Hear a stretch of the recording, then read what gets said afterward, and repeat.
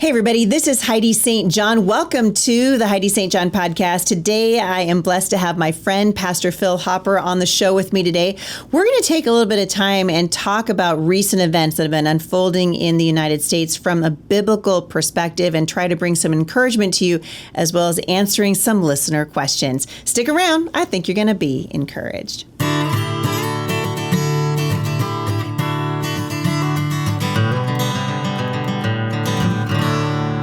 Well, thank you guys for joining me today. As always, we love to hear from you. If you've got a question you'd like to have Pastor Phil answer, you can shoot that to me at HeidiSt.John.com/mailbox Monday. That's where those questions are filtered, and we'd love to hear from you. I know Pastor Phil really enjoys answering those questions as well. So check it out, HeidiSt.John.com/mailbox Monday. Don't forget, today's podcast is being sponsored by my friends at VidAngel. You can watch more of the good stuff without the bad stuff by choosing the filters for your family that fit your family. You can filter out profanity, nudity. You guys can filter out kids being disrespectful to their parents, and who doesn't want to do that? Go to vidangel.com/Heidi to get 2 weeks for free. They have a 30-day money-back guarantee. You got nothing to lose. They got real-life angels to help you with your questions.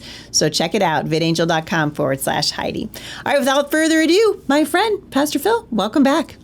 Always a joy, Heidi. So good to see you again. It's good to see you. Yeah.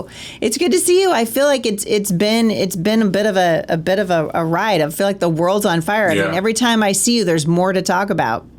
Yeah, I know it. Time flies, and the last time I was hooked up, had my earphones on, can't wait to talk to you.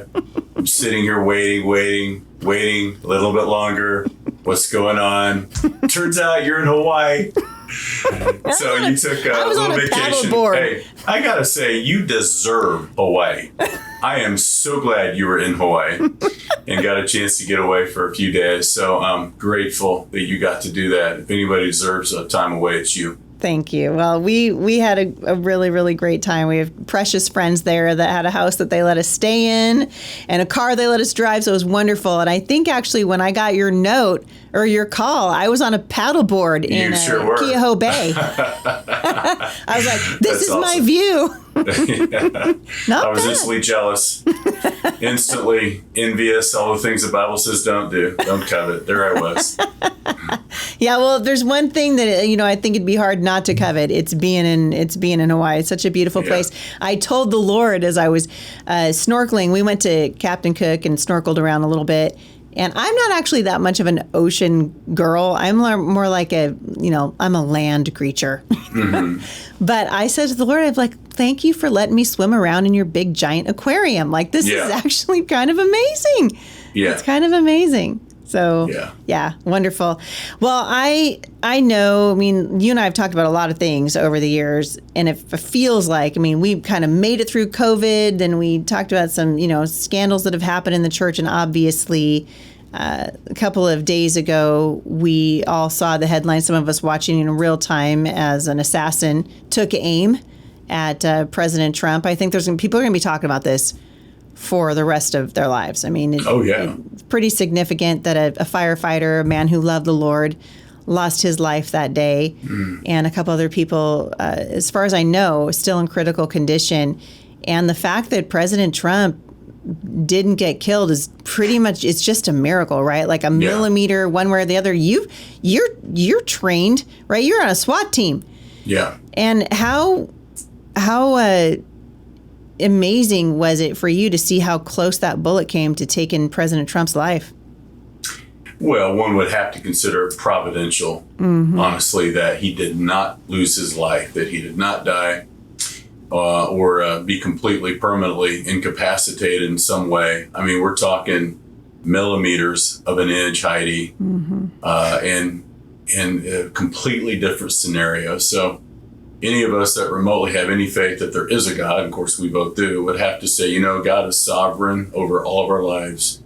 And he's sovereign over Donald Trump's life, or Donald Trump would not be on the earth today. Yeah. So I'm convinced what we witnessed not only is a historic event that will be something people talk about for generations, forever, really. You look back on these other moments like this in history, whether it's Ronald Reagan or JFK or or any of them, but it was not simply a historic moment. I would even suggest it was a moment of eternal ramifications. In some way, God has destined Donald Trump in that moment to survive, or he would have died. He just would have. Yeah, there's no question. I think, it's turned him into an icon also, for sure. If he wasn't before, he definitely is now. But just to see him stand to his feet and just defiantly put his fist in the air and, ask for his shoes. This is a guy with some stamina. So anybody who is making arguments about how this guy can't think on his feet, I think those regardless of what you think of Donald Trump, and I think we can all find reasons about his person that we wouldn't cheer for. Yeah. You have to admire the man's resilience, his tenacity. I mean, it's almost beyond belief what he's come back from when you consider the last 4 years of his life and then culminating in this moment recently. I admire anyone with that kind of tenacity. Yeah. Yeah, I do too. I couldn't believe it. I was sitting, having lunch with my family in Kona when I got a phone call from a friend who said, "Hey, are you watching the news?" And I'm like, "No, dude, I'm watching the beach," Yeah. And he said, Trump's been shot. And I had to get off the phone. I thought, I don't want to hear that, the former president's been assassinated while I'm having lunch with my family and not know how to. So I wanted to be able to process it. So I opened up my phone. Sure enough, the headlines are coming in fast and furious. And I remembered when Reagan was shot. This is something that doesn't happen very often. It's and the word we hear all the time now in these days, we heard it in, COVID. It's unprecedented. That's the word I hear all the time. Unprecedented, unprecedented, unprecedented. And it brings to mind, the will of the Lord, and that the Bible says that we make our plans, but the Lord directs our steps. How can we encourage men and women of faith in moments like this? Because if President Trump would have been assassinated, we'd be having a very different conversation. This was a mercy on the country in many regards. Where do you see the church in this, and how can we be an encouragement sort of moving forward? Yeah, I think those of us that have a biblical worldview, we have to keep in mind, Heidi, at all times, according to Romans 13, that the powers that be of God. They are appointed by God. So we need to take a little bit of, maybe a lot of, I think, comfort in knowing, look, the next election is going to go exactly the way God intends, that he is sovereign over our leaders, our national leaders, that it's hard for us to fathom and understand how holy God could even raise up evil kings like Nebuchadnezzar, evil kings like the King Cyrus of Persia. You look back through the corridors of time, God has used even unbelieving pagan men in the political theater for the purpose of them fulfilling his will in one fashion or another. And so we should all be motivated to get off the bench, get on the battlefield. I like that. I am inspired every time I say it. And part of the problem is too many people have been on the bench. Yeah. And complain about what is without doing anything about it. And complaining and, posting our verbal hand grenades on Facebook is just not the answer. It's just not enough. Get involved, run for office, go vote at a minimum, but in the end, look, trust God, that God really is sovereign over these elections. And even if the person we vote for that best aligns themselves with a biblical worldview, and that's how we should all vote, it's not based on left or right. As a Christian, it really is up and down. Yeah.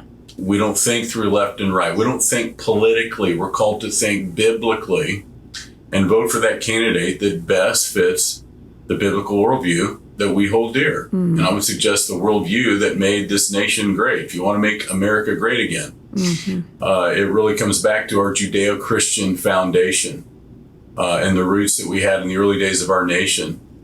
So here's the point. In the end, even if our guy doesn't win, we somehow have to know that God isn't in heaven biting his nails, wondering and worrying, what am I going to do? My guy didn't win the presidential election.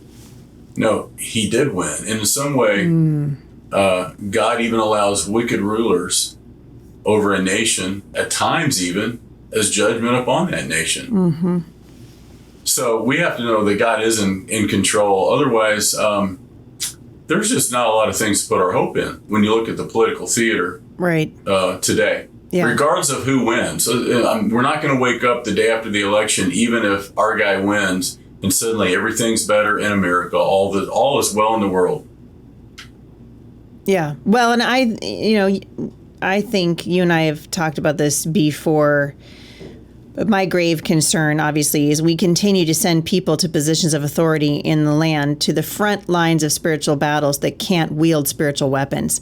Spiritual battles require spiritual weapons. They require the men and women of God, men and women who know God's word and want to live by it, who can hear the Holy Spirit and respond in obedience to the Lord. And it gets back to recognizing that this is spiritual. It is spiritual from sun up to sundown, and we've got to engage in prayer and ask the Lord for his will to be done and walking that out. And it seems like, the rhetoric has gotten to be so severe. And I honestly, in many, many ways, I voted for Trump, everybody knows, and I'm going to vote for the guy again, but I do think a lot of this, the tone and the rhetoric of the campaigns kind of started with him, way the heck back in 2016 when he was running, and we, everybody had a nickname, and it was just, we'd all sit, at first I just remember laughing because he was sort of saying out loud what we were thinking, but sometimes just because it comes to your head doesn't mean you should say it. And so now we're kind of at an inflection point in the country, right? And how important is it, Phil, that we remember that there is a spiritual component to this? I would imagine if we saw with the naked eye what was happening around us spiritually, we'd be on our faces. There's no question about it that it is satanic and it is demonic, what you see happening in our culture today on many, many levels. And the answer is revival, spiritual renewal. Without revival, Heidi, I'm not a doomsday prophet. I really try not to be, but I try to be realistic in what I see in the current world today. And you look through the lens of Scripture. Bottom line is nations come and go. Yep. In the history of nations, kingdoms rise and fall. We are a nation in decline. Yep. On every single level, economically, politically, militarily, culturally. And what this means is we're watching the decay, the decline. We're watching the slow death of a nation. Mm-hmm. We're that generation. And apart from spiritual revival, renewal, we're either going to see revival or funeral. Mm-hmm. I don't know what that looks like 100 years from now, what that means for America, but we will not be what we are. That is 100% certain. Mm-hmm. So, but here's what you look, when you look back through the lens of history, historically, biblically, think about, you have Ezekiel, who is a captive in Babylon. Okay, he was a contemporary of Daniel. He was actually brought to Babylon as a hostage, I think, in the second wave of Nebuchadnezzar's army, where Daniel was in the first wave. So you have Ezekiel the prophet. He writes his book, Ezekiel, as a captive in Babylon. Ezekiel 22, he's actually giving us the diagnosis, the autopsy of a nation, the autopsy of what went wrong in ancient Israel and why God finally brought judgment. Ezekiel 22, you see this progression, and he talks about the princes, as in their politicians that were corrupt, and then he went to the priests that whitewashed good and evil. Everything we see happening today. Listen, politics do not shape the moral climate of a nation. They merely reflect the moral climate of a nation. Absolutely. It's the pulpits that shape the moral climate of a nation. Politics are simply downstream. Mm-hmm. So what ends up in the White House, the problem is not, it didn't begin in the White House, it began in the church house. It begins with the people of God that begin compromising themselves personally. This is what you see in Ezekiel 22. And then what happens? Ezekiel 22:30 comes to a culmination. He says, and I sought for a man among them that would make up a wall and stand in the gap before me for the land, that I should not destroy it. But I found no one. I found none. Does that mean there was literally no godly people left in all the land of Judah? Not necessarily. Daniel certainly was godly. He certainly had a godly family. But I think the implication here is as God searched the land, there was no longer a strong, godly remnant praying for revival. And that is when finally, after generations, and the judgment of God does not fall on a nation in a day. You study ancient Israel, it happened progressively over generations of time. As one generation fails to pass the baton of faith to the next, and it's a slow fade till finally the gavel falls. That is what I see happening on this land of the free and home of the brave. And that's the only way you end up with some of what we're witnessing happening now in our common culture where, as Isaiah said, woe is to them that call good evil and evil they call good. I mean, when suddenly people are castigated and called bigots and haters for doing nothing more than simply stating known fact, like boys cannot become girls and girls cannot become boys, right? But now suddenly we're the haters? Yeah, we're the crazy people? That's Marxism right there, yeah. So, but how do you get there? You get there in the same way ancient Israel ended up in captivity. The lies of the enemy begin taking you into captivity culturally, long before Israel ever went into captivity politically. So here where we are. So we can look back through records of time. Here's the point. As long as there is a remnant of people, a strong godly witness that will stand in the gap together, that will make up a wall on behalf of our nation, I'm convinced God will stay his final judgment on our land, that God will extend grace for another day. And that's really what you're talking about, that this is the posture we should be taking as the church, the body of Christ in America. And so if we are to regain, I guess, that foothold that we really just gave it away, right? The church decided we're going to get out of, we become lazy disciples, right? You've talked about this a lot from the pulpit. We're living in an incredible time in human history, in the history of the church, where we know all the lyrics to all the modern worship songs, but we don't know God's word and we can't defend it. And then we've got these incredible lies coming at us. You almost can't keep up with them. Like you were just talking about the fact that someone could stand there with a straight face and say men can become women. And if we don't capitulate, then we're the bigot, we're the hater, we're the fascist, right? We're the transphobe or whatever you want to call it. But the reality is we gave this up a long time ago. Right, we ceded the territory. We've ceded the territory certainly in many of our churches around the country who've decided, well, politics is just this yucky thing that we don't ever talk about, and and churches can talk about what you just. I don't know, Phil, how to do this. How to get more churches to say, hey, we've got to start thinking biblically about politics. But it's not that we can't think about politics; it's that we have to think biblically. So many churches, so many pastors have been intimidated into silence. For one thing, we don't even know our First Amendment rights. Like the pulpit is protected by the First Amendment. Yep. And everybody's so fearful about losing their tax exemption. Well, it just so happens no church ever has, for actually really going political and politicizing the pulpit. No church has ever lost their tax exemption. In the end, guess what? If we lose our tax exemption, we pay our taxes. Yeah. Oh, well. we have a responsibility as the church to be the prophetic voice, the salt of society, to stand in the way of the decay of the day. And we are where we are, I'm convinced, again, because we have abdicated our responsibility, Heidi, to be that prophetic voice, to be John the Baptist looking in the face of the king going, it's wrong to have your brother's wife. To be Nathan looking in the face of the king going, you're the man, right? Yeah. That is the purpose of the prophet. And the church is called to have that prophetic voice. This is Dr. Martin Luther King, for all that he's remembered for saying. And we love to quote him today. What he doesn't get remembered for saying happens to be my favorite quote of Dr. King. He said these words. He said, the church must be reminded that it is neither the sovereign of the state nor the servant of the state, but the conscience of the state. See, that's true separation of church and state. Now, we're not going to be used by the state. We're not their servant. And we're not here to control the state. We're not his master. We are to be the conscience of the state. That's what I say. Politics don't shape the moral, spiritual climate of a civilization. The church does. Yeah. So what happens? The pulpits go silent on sin, and then those in the pews become permissive of sin. And eventually, they elect politicians that look like them. Yeah. Boy, it's good. Let's be honest. There was a time in America, neither Donald Trump nor Joe Biden would have had a chance of getting elected to the local PTA. Mm-hmm. When you look at their lives, look at what they believe, look at the record.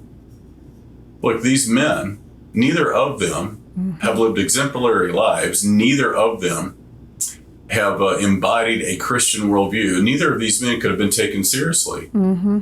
Let me think a moment. Does the name, I can't remember his first name at one time. His name was Hart, Gary Hart. Oh, yes, I remember. Does that mean anything to you? Yeah, all I see is a prostitute in my mind now. But it wouldn't mean a lot to a lot of your listeners. You got to be, of a certain generation, a certain age, like you and I.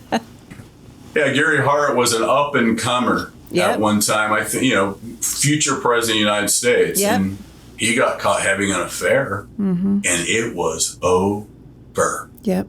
His political future was over. Yeah. That was in the 1980s, but then by the 1990s, what happened? Bill Clinton. A U.S. president does have an affair. Yep. In the Oval Office. And we don't care. Something had happened in that decade where suddenly people are willing to look away. In the 1980s, they weren't willing to look away. Not one time. Gary Hart, you're out. You're out of here. One time. That's it. No 3 strikes and you're out. One time, your future's over.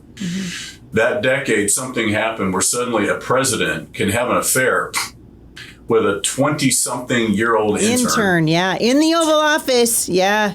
And we all just were like yawning. People are willing to look away. Yeah. And that really set the tone for where we are now, 30 years later, where even in the body of Christ, Heidi, we are willing to turn a blind eye if it's our candidate. Yeah. If it's our candidate, they'll advance our political vision of the future. It's political idolatry that has gotten us here. Where we've compromised our moral integrity, I think, even in the body of Christ. Oh, there's no question. And yet we are at this point, I think, in many regards, sort of stuck, right? I mean, I watched, and I know you did, just last week as the RNC quietly changed its position on abortion, right? The first time in 40 years that they've changed their position. Now they're saying that they're no longer calling for a federal ban on abortion. Disgusting. They've changed the definition of marriage. The platform has always been, the Republican platform has always been marriages between a man and a woman. And I think it really belies the fact that we've lost the culture in many ways. And so now we're looking at these two candidates, which you're absolutely right, 15, 20, 30, whatever, how old are we? Let's not talk about it. A long time ago.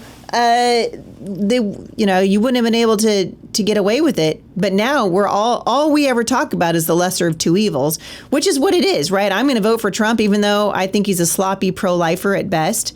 I think he has the best vision for the country. I mean, certainly compared to Joe Biden, who, probably doesn't tie his own shoes anymore. And we've got so many problems right now.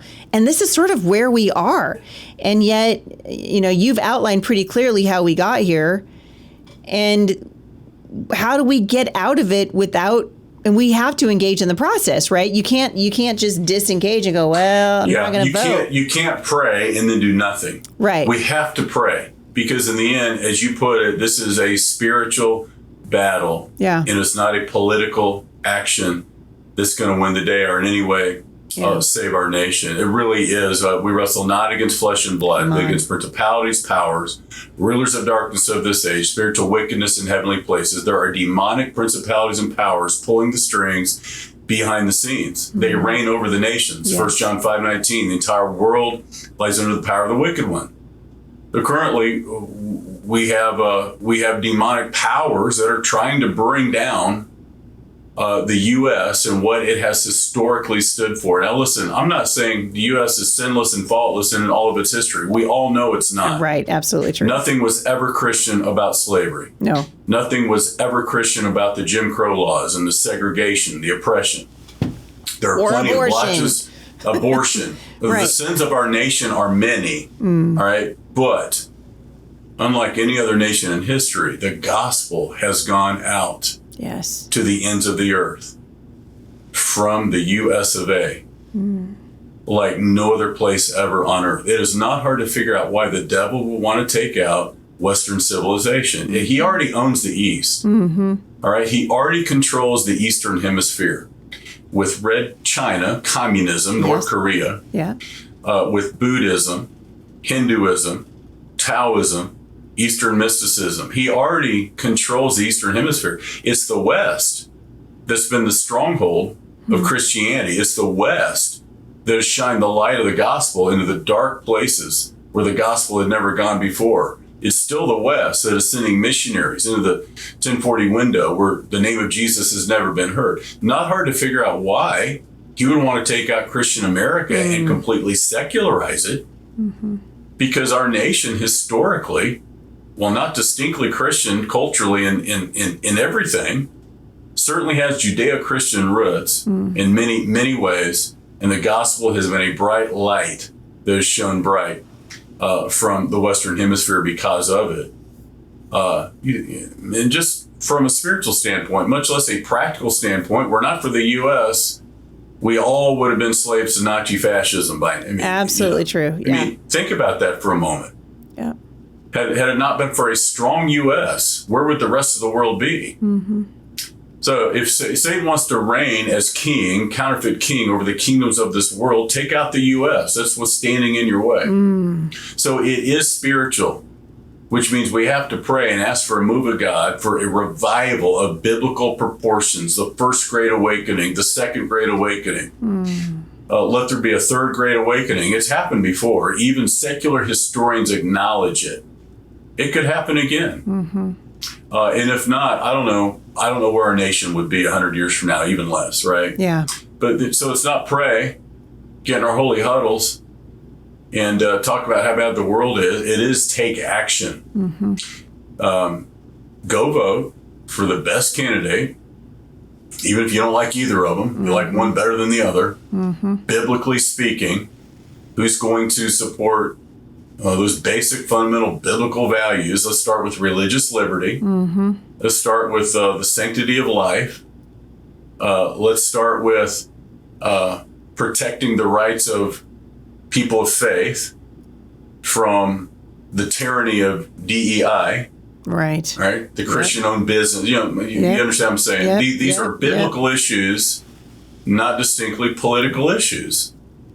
And those are the issues that we have to, before our God, have a clean conscience with how we vote. Yeah.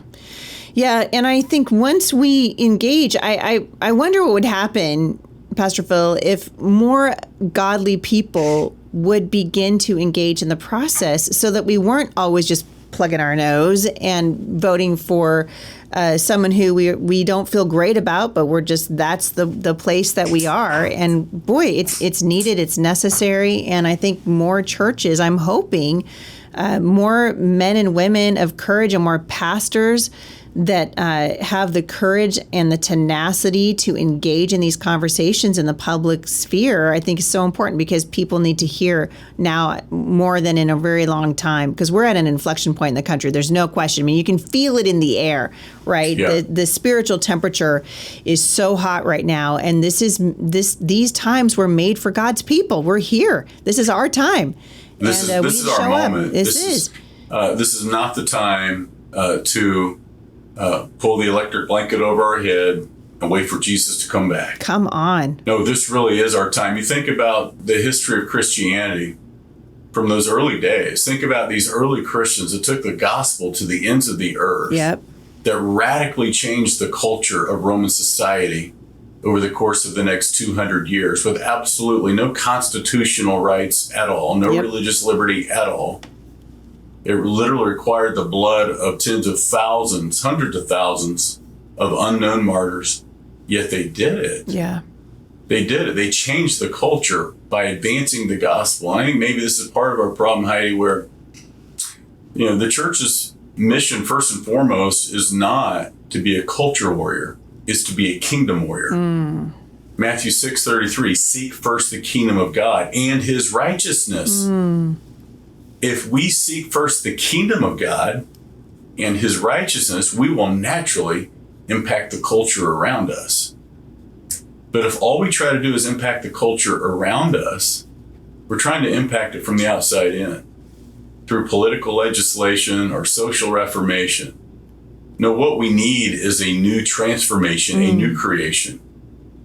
That to me here is the key. Yeah. That we get back to actually running the play Jesus gave us to run. Be a witness of me.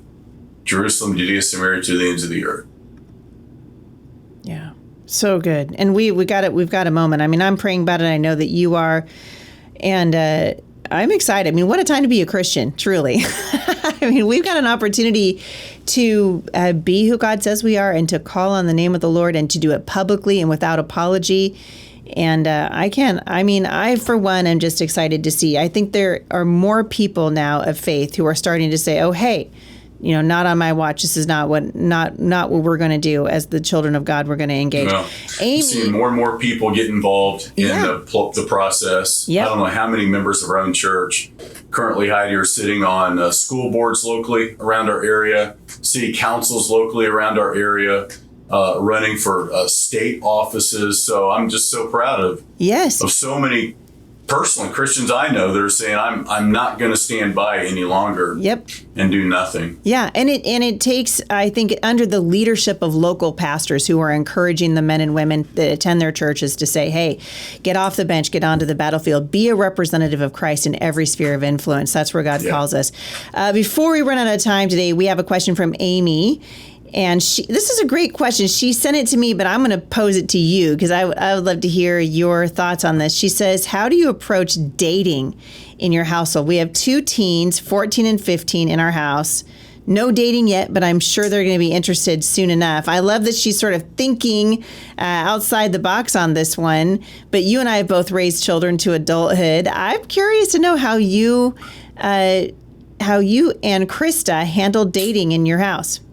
I have a feeling we took very similar approaches, Heidi. Yeah, I have a feeling. Yeah. So actually, you're about to endorse a book that I've written that will come out Valentine weekend next year. Yep. So verse by verse, devotional commentary of Song of Solomon. Love it. Where we walk through this couple, Solomon and his bride's courtship from the moment they meet to the time they get married, even their honeymoon night. It gets really hot and steamy in a couple of places. It's going to make a lot of people blush. But we actually walk through their courtship as a kind of a biblical model to how to approach this in the right kind of way. Fundamentally, things I've told parents for many years is this idea of, middle schoolers dating. So dumb. It's dumb. Like, what are they going to, they fall in love at 14. What are they going to do now? Right. And can a 14-year-old fall in love? I did. Yep. I thought I found the woman I was going to marry, Heidi. It lasted for 6 months. 6 months in the life of a 14-year-old, that's a lifetime. It is. I mean, I was living the dream that every middle schooler had. I'm dating an older woman. She can drive. I can't. She's got her license. I don't. We're going on these hot dates and her parents' station wagon with the wood panel siding going down the sides. I mean, come on. I am living the dream. Yes. That sounds like 1985. Somewhere in there. 1985. Got my first kiss as a 14-year-old sitting out front at night of a youth Bible study we had been to together. Well, of course. I mean, there's no more. Held her hand. Yeah, I mean, that's kind of the precursor, right? Head over heels in love, and guess what? What? She dumps me. Get out. She dumped me. Totally. Now, look, I can laugh about it now. You weren't laughing then. No. No, it was awful. Listen, here's the point I would say to parents. They think, well, dating and, getting your heart broke, it's just kind of part of growing up. Why? Why does it have to be part of growing up? I agree. If we teach kids how to do this well, the goal is to get them to the moment they say, I do, with a whole and healthy heart. I did not have a healthy heart by the time I got to the altar because dysfunction in dating, I should say disobedience in dating, will lead to dysfunction in your marriage. Yeah. And I had done the cultural method of dating because that's all I knew to do. Yep. You just do what everybody else is doing. And it's kind of stumble around, hoping to stumble into the one. Honestly. And you break a few hearts, and you get your heart broken too. And this is why and there's so. It's awful. Look, here's the reality. When kids start dating too early, it can only lead to temptation, frustration, drama, and trauma. Yeah. Temptation, because it's like going to the mall with no money. How much fun is that? It's not fun. Go window shopping, see all the stuff you want. You can't afford to buy it. That's right. Or you end up stealing something that doesn't belong to you. Yes. Or you're just coveting, and that's all you can think about is how you want that thing that you can't have. So I try to teach my kids, first and foremost, you don't need to start pursuing a romantic relationship until you're realistically within striking distance of getting married. Yep. So the longer you can hold them off, the wiser you are. Because chances are, statistically, you start dating as a freshman in high school, you're not going to meet the one. Nope. It's not going to end well for one of them. Yep. And these broken hearts are traumatic. Like, I literally stayed home from school for 3 days. I was so brokenhearted when she died. Well, because it's awful, and it. I read a study on rejection and how the human body responds to rejection, and we literally respond to it as if we would respond to any kind of a normal pain. Like there are doctors that will prescribe Tylenol for the pain of rejection because you feel it in your body.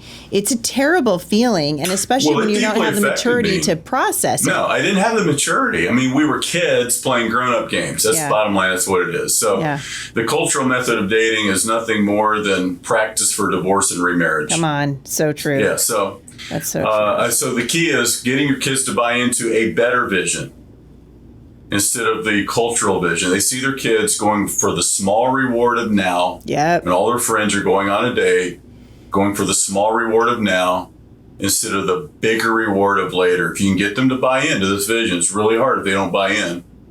But with leadership and discipleship, it can be done. Mm-hmm. My kids, for the most part, bought in, not entirely. Mm-hmm. They started dating a little bit earlier than I recommended. It worked out for them. Mm-hmm. By their senior year of high school, both my oldest son and he found the one he married, and they're happily married today. And I realized he's determined to take her out on a date. And he wanted to bring me into the conversation, and I could have made the decision, no, son, you're not going to take her on a date. We're going to do a hard line in the sand. Yeah. And guess what? Now that will drive your children under the radar. Yep, it will. 100%. So at that point, is it sinful for him to go on a date? No. Is it wise? Maybe not. Mm-hmm. But I could tell he was to that point. He was ready to go on a date. He didn't want to go behind my back. Which is honorable. It is honorable. He didn't want to deceive me. He wanted to bring me into that decision, that relationship. And so guess what? I bought the flowers. I love that. Said, son, take her on a date. I love and then that. So that sets up now you have an ongoing dialogue where now your children are inviting you into the most intimate parts of their life. Yeah. Yeah. So it is being willing to, I think, reassess kind of mid-game. If it doesn't look exactly like you thought it would, and at that point it didn't, I wanted them to wait till they were at least in college. But at the same time, now I'm able to walk through this relationship with him, give him wisdom, because he was inviting me into that conversation, and I didn't draw a hard line and legalistic approach and say, no, you can't go. That would forever change my opportunity then to influence what amounts to 100%. His love life. How important is it from your perspective as a dad now, and your kids are grown, that the father takes an active role in having these really important conversations? I think it's really easy to sort of, pawn it off to the mom, and the mom's sort of the relationship, person. What's your perspective on the value and the importance of fathers engaging with their teens through these years? I cannot overemphasize it. I think the Bible teaches As the father goes, so much of the time, so goes the family. Yes. For children, daddy is destiny. So no one can take a boy, 12, 13 years of age, and walk them through puberty like dad. Yep. They cannot catch strength from anyone except their father, or at least another strong male figure in their life. This is why God gave children a mother and a father, because a father cannot do what a mom is supposed to do. And a mom simply cannot do all the things a dad is supposed to do. So Well, it's almost like we're different. it's almost like God made it that way. It takes a man and woman to make a baby. Gee, maybe God knew it takes a man and a woman to raise a baby What? to adulthood. These are such new ideas. But I had the sex talk with my kids, Heidi, both my two sons and my daughter. And I'm telling you, it needs to be earlier than anyone ever thought. Yes. Like by the time my kids were 5th and 6th grade, they knew how babies were made. They knew about pornography, what it was, what to do if they ever encounter it. They knew exactly what the boy parts were and what the girl parts were and what they were for. And it made them turn red. It made me turn red. But I didn't want them learning that from anybody else. And if we think, even if they're homeschooled, if we think they are not going to encounter it anywhere else, we're just naive. We are being naive. In the world we live in today, you can insulate them, but you cannot isolate them. Yeah, so true. And I would suggest, even if you could, in the end, that's not the way you're going to raise a strong young adult. You don't want to raise people that are simply made to be safe. You want to raise them to be strong. And that means you've got to give them knowledge at appropriate times. I love that. This strong over safe. You know, we're giving up so much in the country right now, and personally and professionally and everything else, for safety. And it's just wrong. We've told our kids, you know, as they entered the dating scene and started to show interest in members of the opposite sex, we would sit them down and say, listen, part of our role as your parents is to get you to adulthood with as little regret as possible. Yeah. We want you to be able to stand before the Lord on your wedding day.